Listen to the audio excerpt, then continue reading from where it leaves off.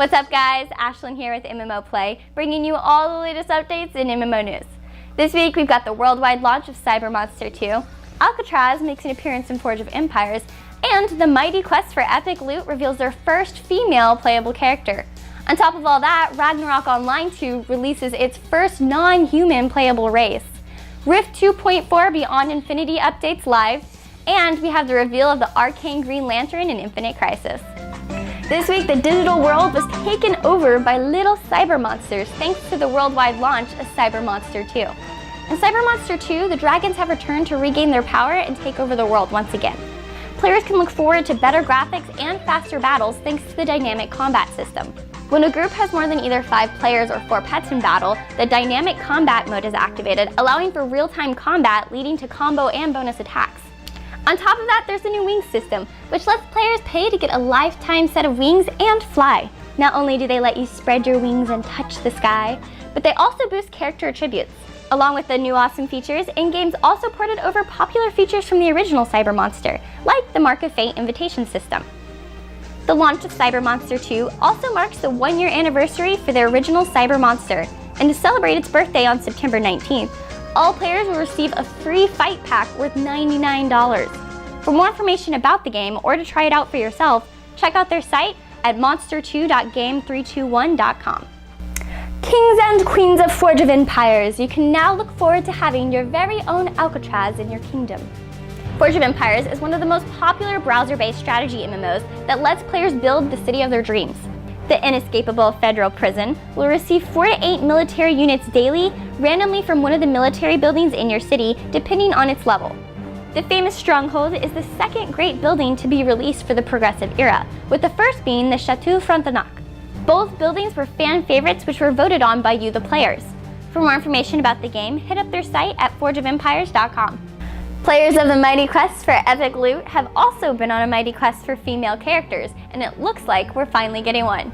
Meet the Runaway, an aspiring musician who runs around smashing people with her giant custom axe. She's a mid-range melee attacker that's a little slow on her attacks, but when she hits hard. Harder than any of the testosterone-fueled characters in the game, I might add. The game itself is a hack-and-slash RPG where players fight their way through dungeons of all sizes and shapes for more money, and of course, more epic loot. One of the cool features of the games is that players are allowed to create custom dungeons and share them with the community. There's no evil creatures or catastrophic events that threaten the world of Opulencia. The only real threat is not being the richest hero or having the best loot.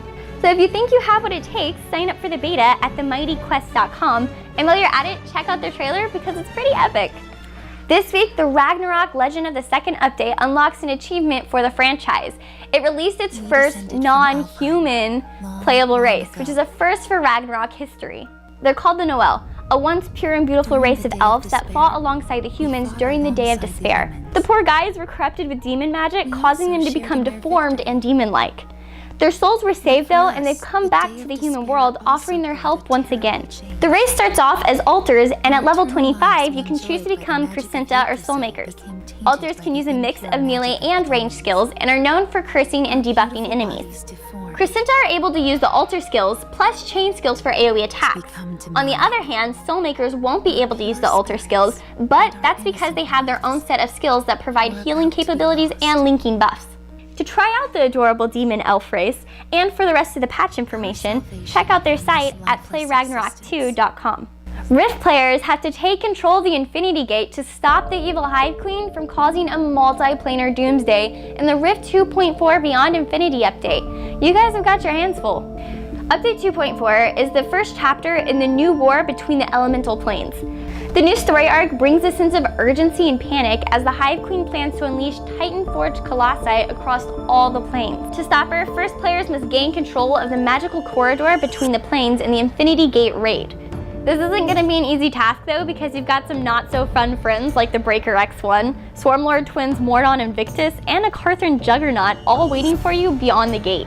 Once you've gained control, it's onward to the Planebreaker Bastion to fight the Hive Queen herself. This raid is at the heart of the War Foundry where the Doomsday automatons are being produced. for the not-so-raid-savvy players out there, Atrophinus needs your help in the Realm of Twisted Dreams, a new 5-player dungeon where his deepest fears have taken on physical form. The objective is to enter his subconscious and defeat the demons of his past and save Talara from the Realm of Twisted Dreams. PvPers can also rejoice with the new powerful Rank 90 Prestige gears. For more information about the update, you can click on the link in the description or just hit up their site at riftgame.com. Earlier this week, Infinite Crisis shed some light on their newest supportive champion, the Arcane Green Lantern. This champ doles out AoE damage while granting vision, buffing allies, and debuffing enemies. His passive, Emerald Light, places his light on enemies who are hit by his skills. Allies who attack targets with the light on them also regain a small amount of health over time. His Q ability, Construct Champion, creates a stained glass knight that marches forward, trampling all enemies in its path while dealing damage and knocking them up.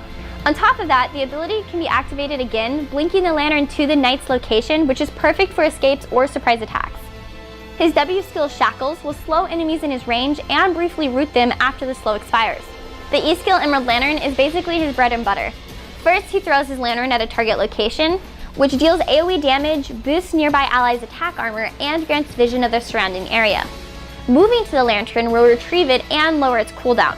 His ultimate, Deny the Black, extends Emerald Lantern's vision and places Emerald Light on all enemies near it. Activating the skill allows the player to teleport to an ally and shield them. The Rock Solid Champion will be available to play on September 16th, and to sign up for the never-ending beta, check out their site at infinitecrisis.com. Alright guys, that's it for this week's MMO update. Thanks for watching. Remember to like, follow, and subscribe for all the latest information. Again, I'm Ashlen, and I will see you next week. But until then, keep on gaming.